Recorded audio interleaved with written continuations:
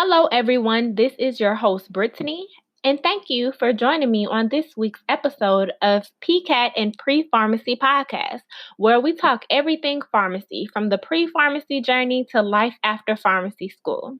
In this week's episode, I have a special guest who will be going into her second year of pharmacy school this fall.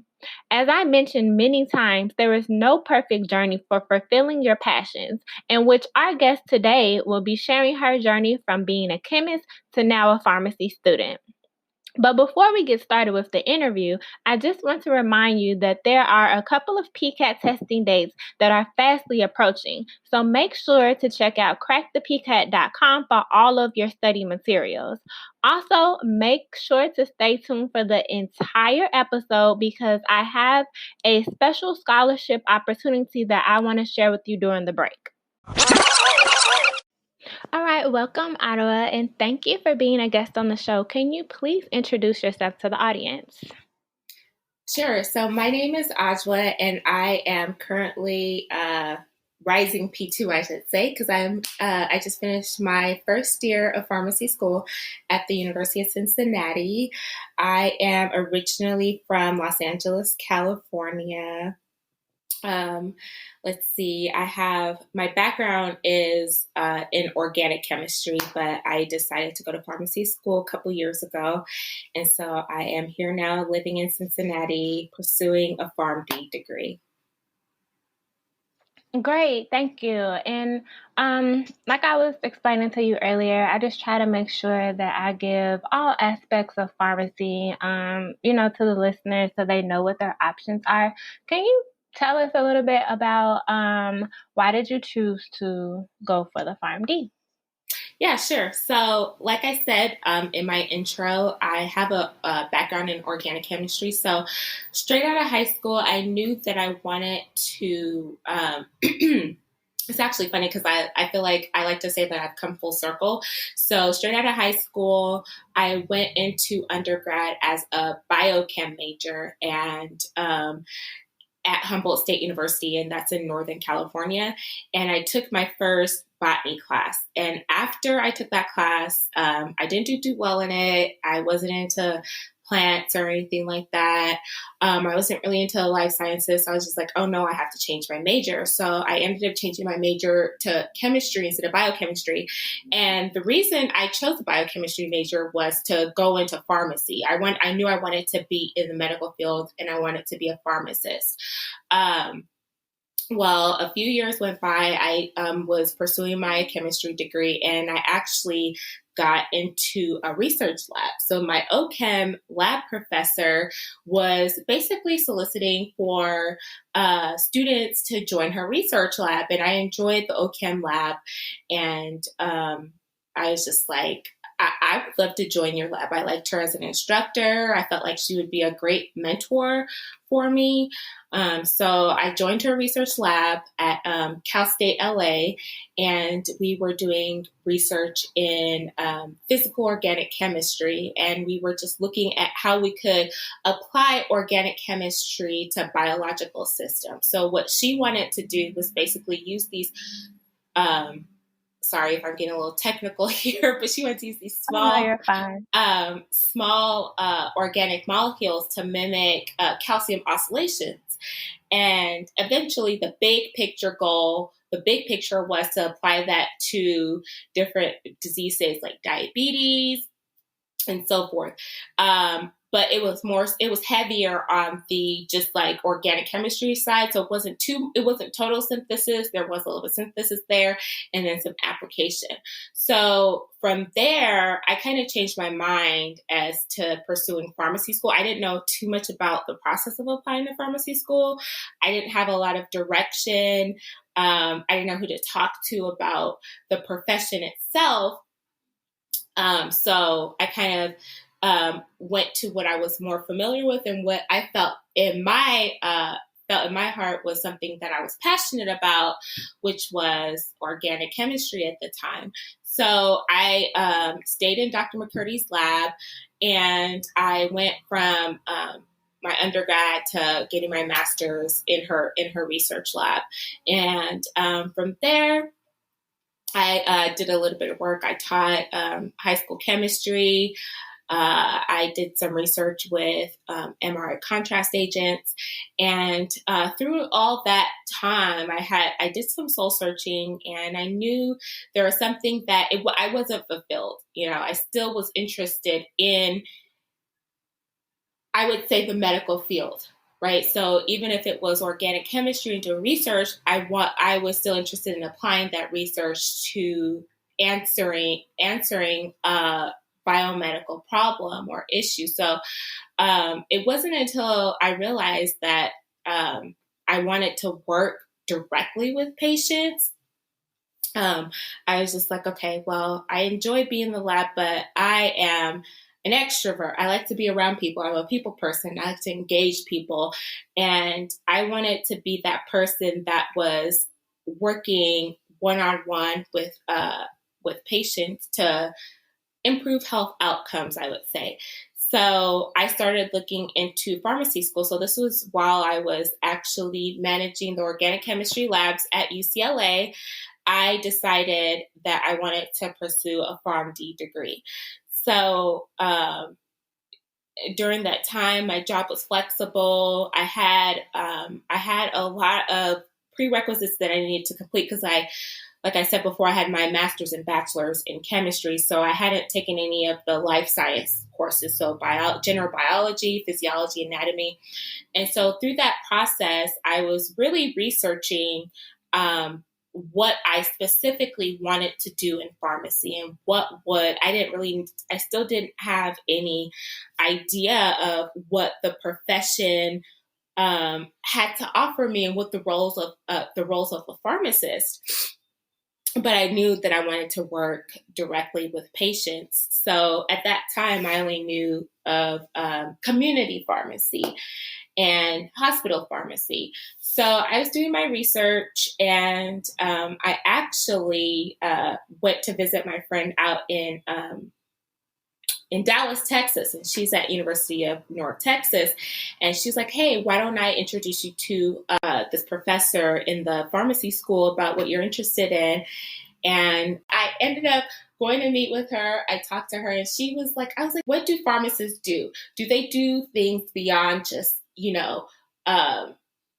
counseling patients on their medication? Do they tell them about lifestyle modifications, like healthier eating, healthier lifestyle? How does that all interconnect with their medication therapy? And she was like, you know what? That's exactly what I do. This is what I do. I meet with patients. I only have a few patients that I meet with, and they come meet with me in a certain time slot. And we talk about their medication management. We talk about lifestyle changes. And she was like, I work in ambulatory care. And so I had read about ambulatory care while I was doing my research, but I didn't necessarily know exactly what it was. Because if you do, Brittany, if you do a simple like Google search on ambulatory care, it's vague. So you don't know what it really is. Ambulatory care it's in an outpatient setting, and it could be at a community pharmacy. That's an ambulatory care site, but really, yeah. So there's also really an ambulatory care pharmacist forms this longitudinal relationship with the patient. So you see this patient as they progress, I would say, through their medication management. You build this like intimate relationship with them. And I was like, this is what I want to do. This is the ideal career for me. So I was like, okay, that's what I'm going to do. I'm going to apply I already knew I was applying to pharmacy school, but I wanted to become an ambulatory care pharmacist. So that is how I kind of like my roundabout answer to how I got interested in pharmacy, and why I say I came full circle, because I had an idea of wanting to go to pharmacy school when I started undergrad, and then kind of like deterred from my path and did some other things. And now I'm back in pharmacy school. I'm back here at where I started. I'm in pharmacy school. And if somebody was to ask me, would I do things differently? Absolutely not, because coming out of high school, I didn't know anything about the profession. And it's interesting now because the profession is changing. You know, a lot of students are like worried because they're like, oh, pharmacy is saturated. There's no jobs out there. But really, there's so many opportunities and roles that pharmacists can do, you know? So it's just really being that innovative person. You know, you have a doctorate degree. At that point, you get your Pharmd. So being that innovator and creating those roles for yourself and, you know, really practicing at the top of your license. There's so many things that pharmacists can do. And I actually didn't realize it till I got into pharmacy school. I'm like, wow, there's so much that we learn that we don't even apply. You know, we don't even apply, you know, especially I would say in certain practice settings like community pharmacy. You don't, okay, I'm not going to speak from, because I'm just a first year, but I used to say you probably don't apply 80% of what you learn in pharmacy school because, you know, you're in that community setting. You don't have that opportunity to showcase the things that you've learned and how you can help patients really manage their disease states.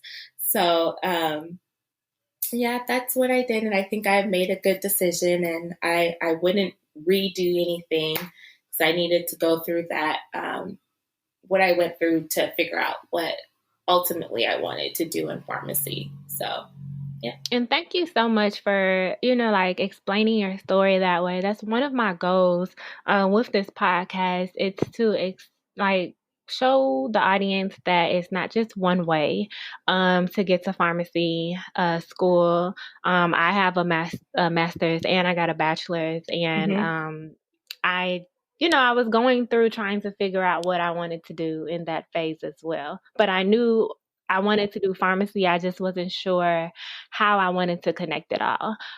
So thank you so much for going through that. And thank you so much for going through like, how you found out about what different pharmacists do and, like their different opportunities.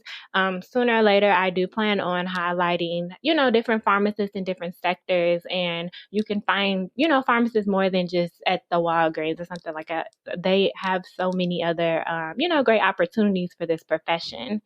So thank you for going through all of that.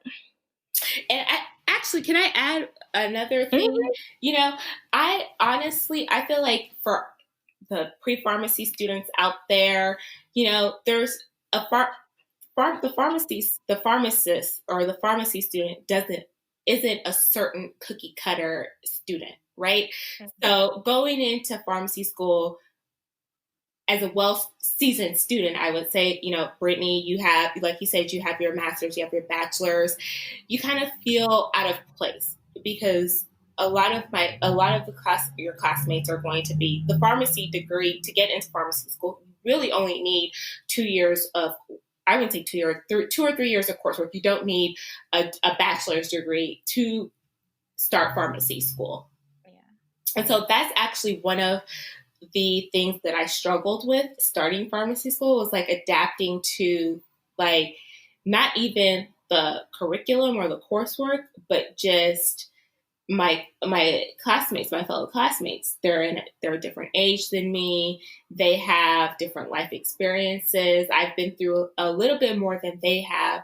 But for the people out there who are transitioning or changing careers and going into pharmacy, don't feel bad about it and don't feel like you are, I don't know.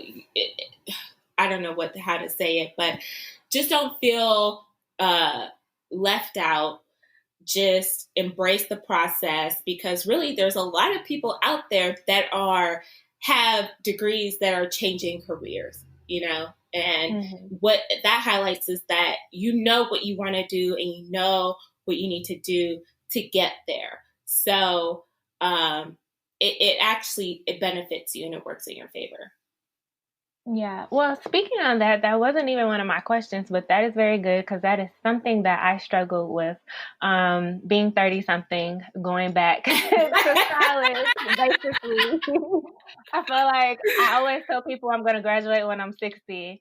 So, what are some things that, like going through that experience from your first year, what are some things that you think you would have done a little bit differently or that helped you to like connect with your classmates? I wouldn't have done anything differently. I feel like it was just I probably would have balanced, my school life situation better, because one, I'm moving to a new state, and I also have a 11-year-old daughter that we're moving to a whole different state. We're getting acquainted to Cincinnati, and also this new lifestyle, So I think that's something that I would change, because you get pharmacy school is challenging in the fact that you have to be very organized. You have to have a set schedule that you are going to follow every day, every week, or else it will consume you. Okay, because you have a full schedule. You are in class for 8 hours a day, 6 to 8 hours a day, at least for your first year, and on top of that, which a lot of people don't know, pharmacy students are licensed interns, so which is actually a benefit because you get to practice alongside pharmacists. I mean, you can't do everything that pharmacists can do, but you have that advantage, or that opportunity to practice while you're in school, So this is something that isn't said. You don't need to intern while you're in pharmacy school, but it would, I think it would you would greatly benefit from it if you do have an internship.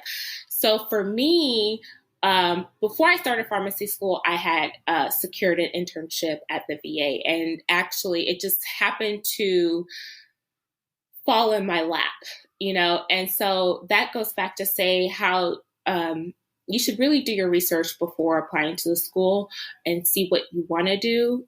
Some people go into it not really, and it's okay if you don't know what you want to do. I'm not telling everybody to go into pharmacy school knowing what career or how they want their career to pan out, but it does help. So I got an email, and it was saying that they were looking for first-year pharmacy students at the VA. At that time, I knew that I wanted to work at the VA because the VA has this awesome system that they have, like the role that pharmacists have at the VA is unique in that they have pharmacists that are working in an ambulatory care setting where they meet with patients, they do med recs, they counsel patients. They are, they work in a collaborative setting where they communicate with doctors, nurse practitioners, nurses, social workers, and so forth. So they have a lot of autonomy at the VA, and that's something that I want, and that's how I envision my career. This is like, okay, what does this look like for you in the future? And it's a pharmacist at the VA in the outpatient setting. So when I say that the internship fell in my lap, that's how it came. I was like, oh, this is exactly what I want. So I applied for it. It's a long process, but I got the internship. So, for those that are going to pharmacy school, now I'm not sure if you were aware of that, Brittani, about with internships, but I say try to get an internship your first year, okay? Okay. And learn to balance that. Now, I've been in school for 15 plus years.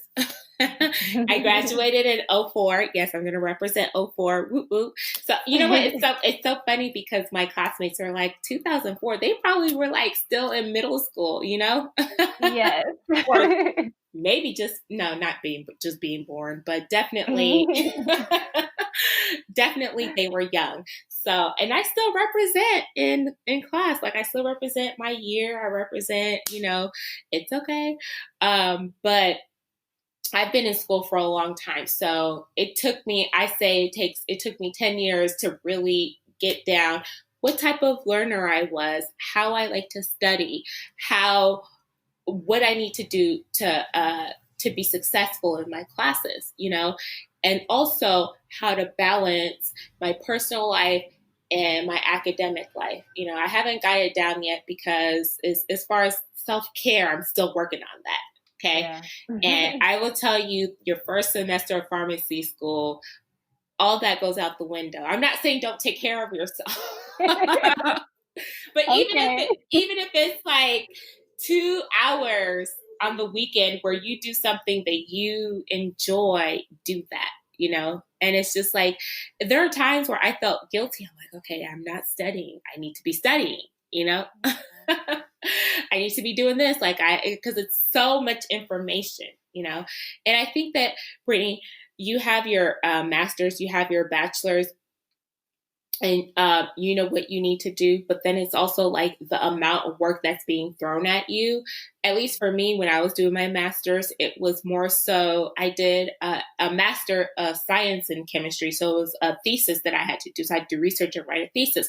So the coursework wasn't it was rigorous courses, but I wasn't in class 8 hours a day. Yeah. It was more so in the lab versus in class. I probably have 1 or 2 classes during the day and then doing research. Whereas in pharmacy school, you're in class from 8 a.m.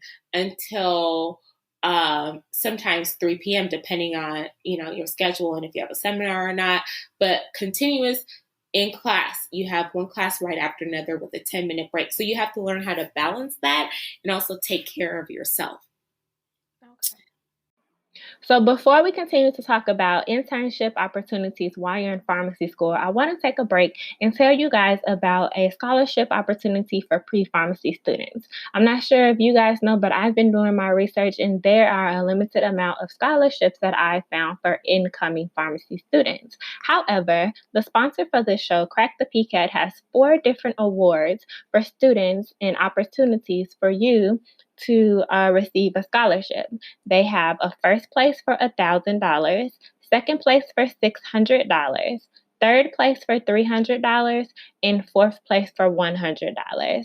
In order to apply for this scholarship, you must go to crackthepcat.com, submit a 1 to 2 page essay explaining why you deserve the scholarship, submit your resume, a 2x2 photo, and an unofficial transcript, and your GPA must be a 3.0 or above. The deadline for this opportunity is August 30th of 2020 at 5 p.m. Eastern Standard Time. So again, go on to crackthepcat.com, not only for your PCAT study materials, but also for this awesome opportunity. Now let's get back to the show. Thank you for that. I was just trying to figure, because technically I've been a pharmacy technician forever, like in different sectors of pharmacy. Yeah. So I was trying to figure out what was the difference between a technician and an intern, and should I get an intern? Should I start looking for one? So that was definitely. Right. So you actually have a heads up, at least for me, because I had no pharmacy experience at all going into pharmacy school. So for those out there that have no pharmacy experience at all, they're going to pharmacy school, don't feel bad about that either. You can, you just have to, it's based on the person and how determined you are to learn all these things, like I said, I'm coming from chemistry, so that's completely different from the life sciences and the medical field, so that's something that I had to kind of like put a little bit extra work in, is to learn the medical terminology, learn more about the body and how things work and stuff like that. So you're gonna have to put a little bit more work if you don't have that background like I did. But you also like you said, you worked as a tech before, right? Yes. Okay, so you have, you're probably familiar with the medications. Like I didn't even know. Okay, like I went in and I was like, I don't even know how to even pronounce this medication, let alone what it's for.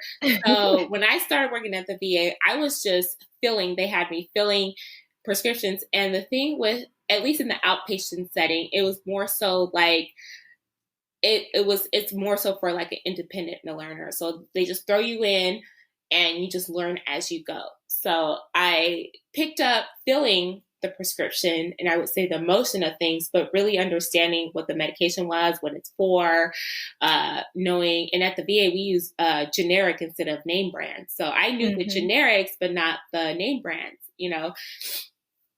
And that's something you're going to have to know in pharmacy school, the top 200, the brand names and all that stuff like that. But I think that it was a pharmacy tech. And how long have you been a pharmacy tech for?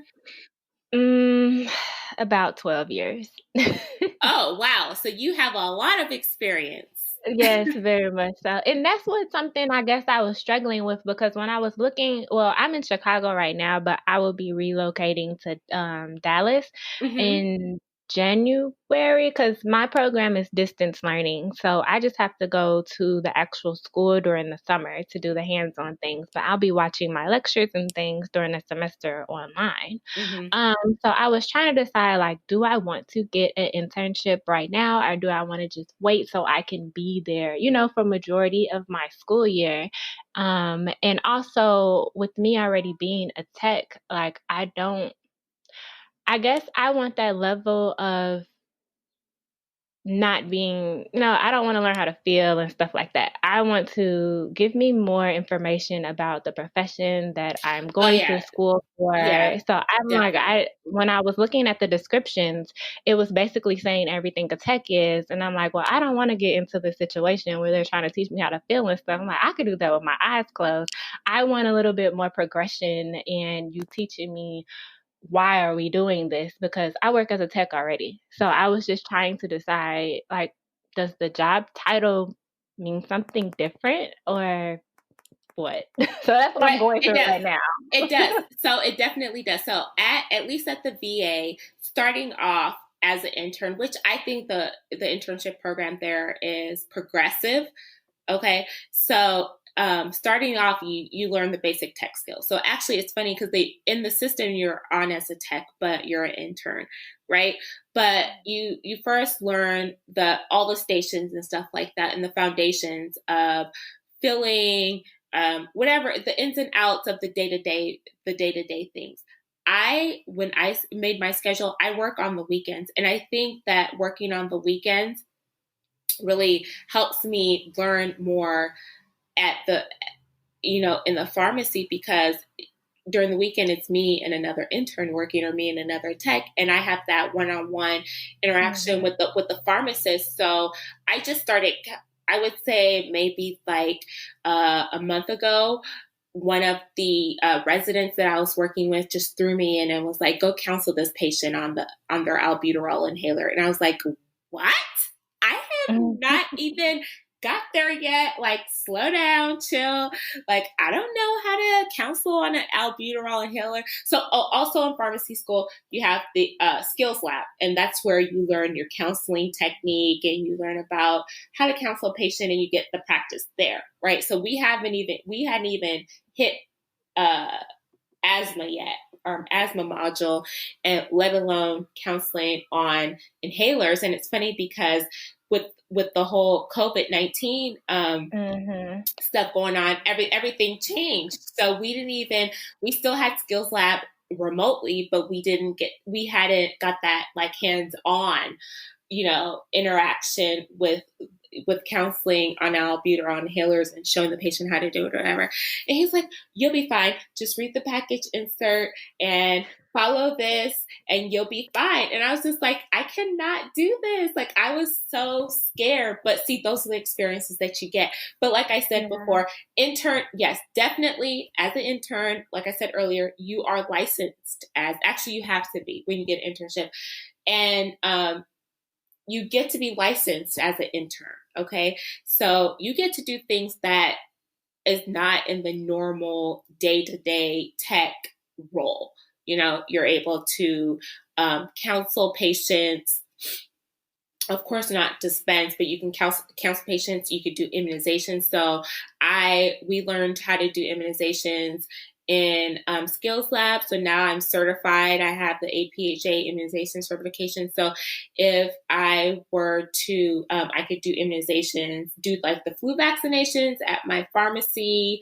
I can give them at school when flu season comes around. So there's things that you can do that's outside of the tech role, and it depends on the internship that you get. I don't know how it is in community pharmacy. I would, because you have that 12-year experience in community, I would definitely try to get an internship in a hospital setting and get that exposure, Yeah.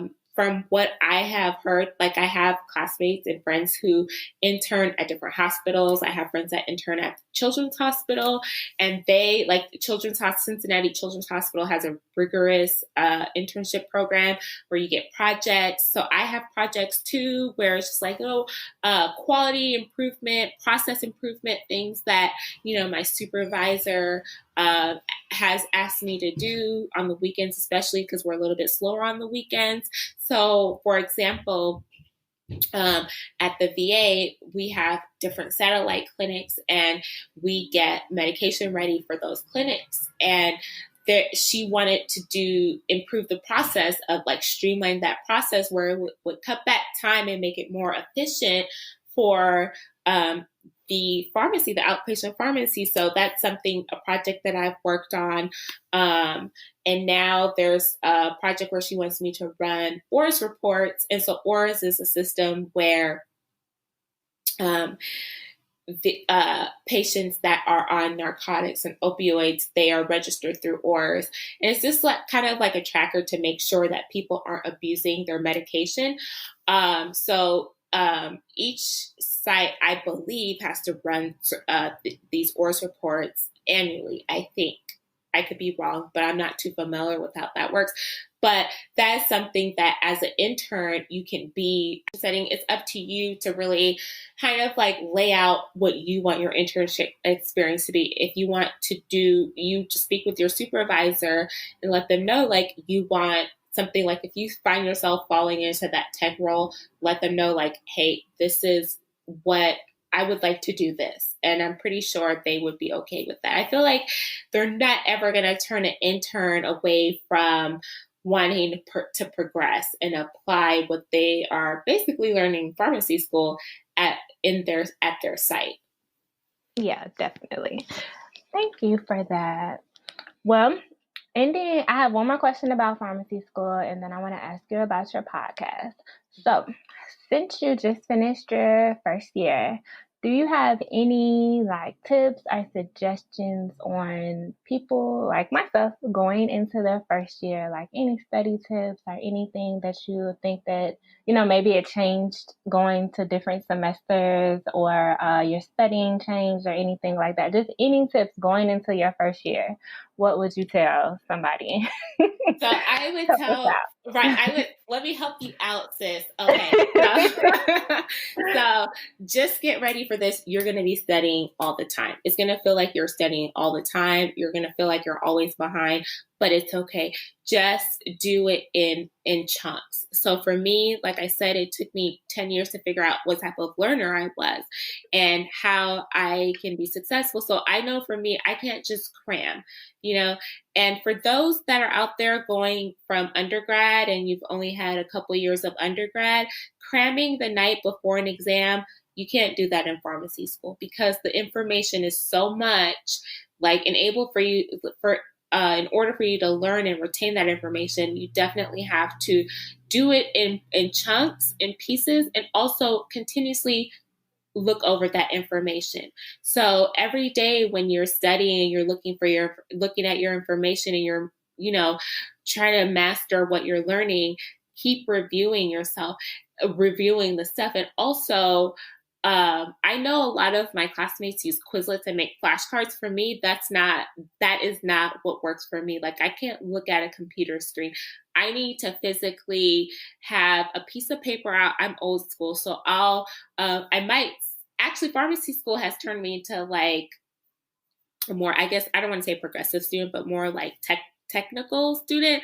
So I do type my notes, but then I print them out, which is probably not, what do you call it? Earth friendly, because I'm wasting paper, but I print out my notes, and then through my notes, I'll review my notes that I've typed out, and then I'll also condense my notes and summarize them and write them out in my own words. So I really understand what I am digesting. So when I cannot explain it, then I have to go back and be like, okay, I need to review this. And what's nice about my school is that each lecture is recorded. So you go to class, and some people are like, oh, well, then I don't have to go to class. It's not mandatory. It is. It is in a way, because you want to get as much exposure to that material as possible. So you go to class. If you didn't get it in class, then you have that opportunity to review that information at your own pace at home and take your notes. So for me, what I did was, I don't take notes in class. I don't take notes at all in class. What I do is I just try to follow along and listen. And then when I go back the second time to listen to the information, I jot down my notes. So one thing that I don't know if it's just unique for our pharmacy school, but one of the organizations, which I believe is ROCI, they have study guides. So they have course packets and they have study guides. And the course packets is basically the instructors of that course, the PowerPoint slides, and they sell it to you for like $20 or something. And I think they get it cheaper because they order in bulk. So it's just like each professor's like lectures in a PowerPoint, print out like the handouts. And so you have that information right there. So you could either jot notes down on it. So you're not really starting from scratch. So I like to do that. I've also tried going through the course packet and like outlining it myself before class and then annotating during class. You just have to figure out what works for you. So as far as studying, just figure out what works for you. It's okay if like a process doesn't work. Like let's say you try something and you take your first exam, you don't do well on it. It's okay. Just go back to the drawing board and figure out what is important for me. What I've learned is that always go back and review your exams that you take. Just even if you did well on the exam, always go back and see what you've missed and what you can learn, what you missed and that gap in the knowledge that you had. Go talk to your professors if you don't understand something, clarify things that are kind of gray or like foggy to you.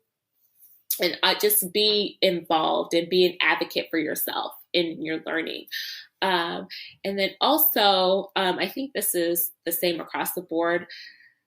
With pharmacy school, there are a lot of organizations out there, and don't feel like you have to be a part of every organization. Find what you're passionate about and what you want to do and stick to that. I don't know if you want to do a residency after pharmacy school, Brittany, but if that's something that you want to do, then I think that you should start thinking about it like right now. Okay. Okay. Yeah, I've been thinking about doing that. That's the goal right now, but I've kind of been like, I don't want to set my mind on something because I just want to enjoy all of the opportunities that may come my way. I don't know. I just don't want to put myself in a box. Yeah, definitely, for sure. You don't want to put yourself in a box because like I said, like the profession is progressing, and there are so many different roles that a pharmacist can do or pursue. So residency is not the end all be all, but that's something that if you even want to consider, should be thinking ahead of time in your P1 year. You should be thinking about that because there are things that you will have to prepare yourself for, any leadership roles. I mean, you have been in tech for 12 years. You have your master's. I'm pretty sure you have a lot of leadership roles under your belt. But just thinking about those things because I would say from what I have seen from the residents and interacting with them, a residency is more than just learning about the profession, but taking that a step ahead. So at least at the VA, the residencies, you get a teaching certificate out of it. You have different projects. It's a very extensive residency, and I think it's something that I'm interested in. So yeah, it's a lot to residencies. Even if you don't want to work in a hospital setting and you want to go into a community pharmacy, I still feel like, I know a lot of people are like, oh, I just want to finish and go work. But Yeah. I personally, even if I wanted to work in community, I think I still would do a residency just to get that training. Yeah, it's always good. My cousin, she actually did her residency, but she prefers to do community and retail. But now she has 2 kids going to college and she's looking for, a little something else. So she wanted to go back to hospital, just to have her foot kind of in the door of both. Yeah. Mm-hmm. Good, good. Okay, but you have a podcast of your own. Can you please tell us a little bit more about that? Oh, please don't call me out on my podcast because I have been so horrible. So I know it's fine. I listened to all of the episodes yesterday, so it was good. I was like, I like this information. So the reason I started my podcast was because it was right after I had got accepted into pharmacy school, and I was like, okay, what now? So I didn't know. I wanted to do something that was meaningful, that I enjoyed, and I had never ever actually really listened to podcasts before. So I just was like, what can I create? What can I do that I can, it would just be a fun project, So I was like, oh, I want to start a podcast. I don't even know why that came to mind. So, it might have been because I started listening to podcasts and I was like, well, maybe I can do this thing. So then I started looking into how do you start a podcast? So I knew that I wanted to do that. Oh, you know what? It was because I was like, oh, this is such a big transition in my life. And that's how I came up with the name transition. Because for me, I embrace transitions. There's a lot of people that don't like, I am uncomfortable with uncertain. Okay.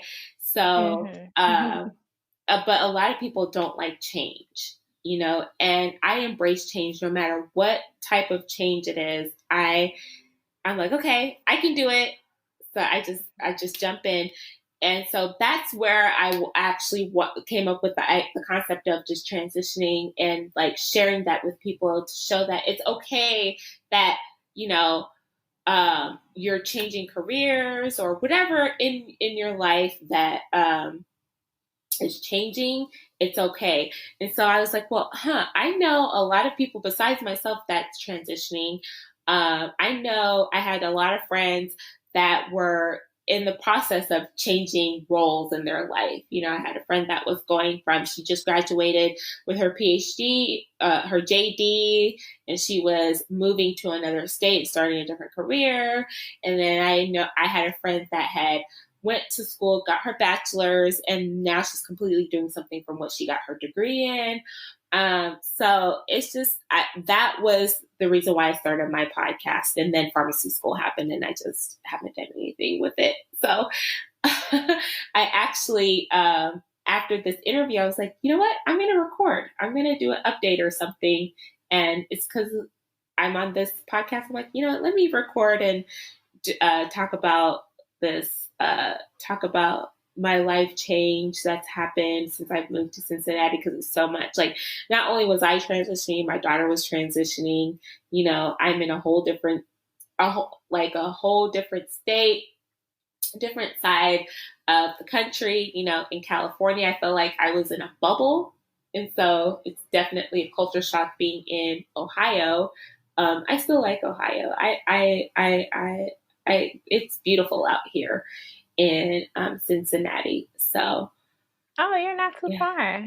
No, not at all. I am not too far. I actually like Cincinnati because I feel like it's centrally located. It gets to the East Coast fairly quickly. Get to the South, So a lot of people call Ohio the Midwest, but I still feel like it's more Northeast. Yeah, definitely. But you're not too far from Chicago at all Mm-mm, either. mm-mm. Okay, well, I'm definitely, if you don't mind, leave your podcast information in the description so everybody that's interested can find it. It's definitely, I went through all the episodes yesterday, and it's definitely interesting just, hearing your story from, like figuring out, you like the organic chemistry round, but what should you do and how did you get to pharmacy school? So we'll definitely be waiting on your update. No pressure. But yes, but I find it hard. I find it difficult to talk about yourself when you're like, it's weird. Like when you're like it recording by yourself, you're like, okay, this is not as easy as you think it is, So that's when I kind of like moved to like talking to like my friends and interviewing them. It's so much easier to interview somebody than to actually sit there and talk about yourself. Because, as especially women, we don't highlight the things that we've accomplished. It's like weird to do that.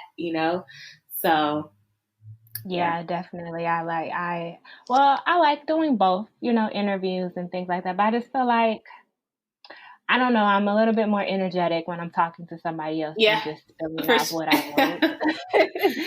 And I actually had to do like a video introduction earlier for my class because it's online. And after I recorded it, I was like, I missed a bunch about myself, but it's okay. I'm just going to leave it. I didn't think about it till afterwards, and that is definitely weird. But those are all the questions that I have for you. I want to thank you again for being on the show. We'll definitely be looking out for your next episode on your show. And I just want to thank you again. Yeah, thank you for having me. I really enjoyed this interview and session. No and problem. I wish you best of luck in pharmacy school. What school are you going to? Creighton University. And where is that? It's in Omaha, Nebraska. Oh, wow. Oh, so definitely you're going to be remote. So you're not moving to Nebraska. You'll be 100% online.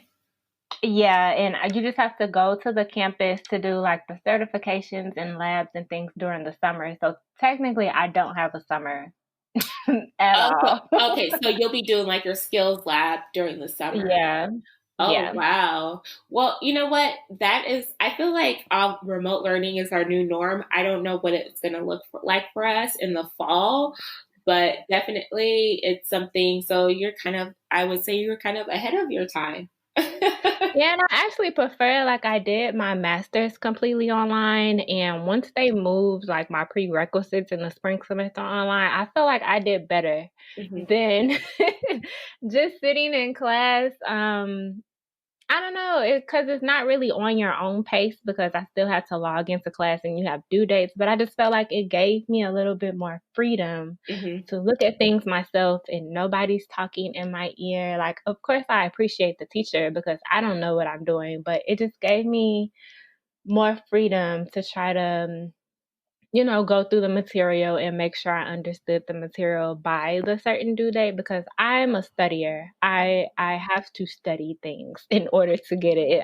It just don't, you can show it to me once and I got it. No, I have to write it down. I have to know why it's doing that, and I have to say it backwards and know if I could teach it to somebody else before I get it. So it's just, I don't know, I feel comfortable in the realm of being online and kind of going at my own little pace with the little strategic structure.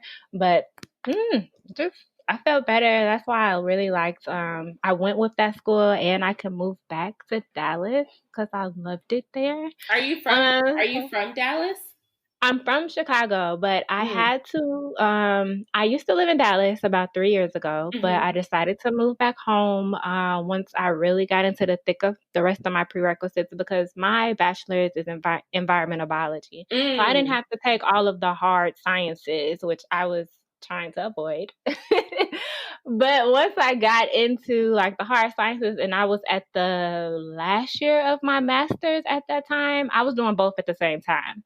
And I was running myself down in the ground. I had just started working in the hospital. I loved it, but going from the hospital, trying to do class, it was just a lot. So I'm like, I'm just going to move back home to try to lessen a little bit of this adulting load so I can do, the rest of my schoolwork, because I really wanted to start pharmacy school shortly after graduating my master's. I didn't want a big gap because, I just didn't want to be trying to figure out what to do within that time. So you have your master's in public health? Yes. Oh, okay. So what made you, now I'm asking you questions, but what what made you want to pursue that from environmental biology to public health? What made you want to pursue that? I took a intro to, I think one of my electives was intro to epidemiology, and I fell in love after that. I was like, this is what I like. I'm kind of like a little lab rat. I like to do research, and just getting to know the strategic details of, like what caused this disease, or where did this disease come from, and how does it, we really didn't go into much about how does it work with the body, but we talked a little bit more about, disease states and what causes it and things like that. And I loved it. And I was like, if I can partner this with pharmacy, because around that time I took that class, I was warming up to the idea of going to pharmacy school. I'm like, if I could do both of these, this would be great. So I was looking into, once I decided to do pharmacy school after I graduated, I realized I did not have those prerequisites. So I was looking into doing a dual program, but that wouldn't have worked. And I'm like, okay, well, instead of not doing anything for this time, I'm just going to do my master's and take the prerequisites at the same time, because, just add it into my schedule. And then once all of this is done, I want to go straight into pharmacy school. And it kind of worked that way. I wish I would have I graduated in June. I kind of wanted to go right into school that August, but I had two more classes that I could not quite do, working full time, having, full-time master's degree student, and doing your prerequisites. I had to drop some classes and do them a little bit one at a time, a little bit slower, so I could get the best grade that I could. But yeah, I really look forward to, partnering public health and health advocacy and policy work and things like that in together with my pharmacy degree and my public health. I think you could. I think that's actually perfect. It goes kind of hand in hand. I feel like as a pharmacist in pharmacy school, we should learn more of the public health aspect of it. And we actually do that as in the role of pharmacists, we do, but it's just not as explicit. Yeah. Like you don't think about it. So I think that's actually a great pairing. I've actually seen some, when I was doing my research for pharmacy schools, I had seen some, but you already have your MPH, but I had seen some pharmacy schools that were offering the Pharmd and PH degree, like the dual degree type things.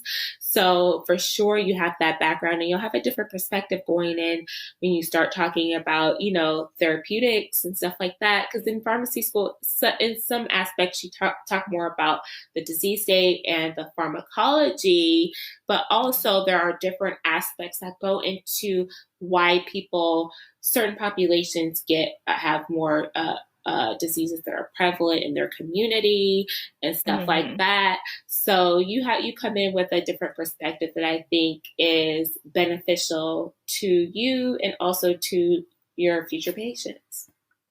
Yeah, I've run into a lot of pharmacists that are like going back. I think one of the schools I interviewed with, I guess she had read, through my application, and she told me she was going back to school to do her MPH. And I really feel like, you can do it without it, but depending on what your, area of interest is, I really feel like it goes together. Like you have to do both, but just depending on what you're interested in.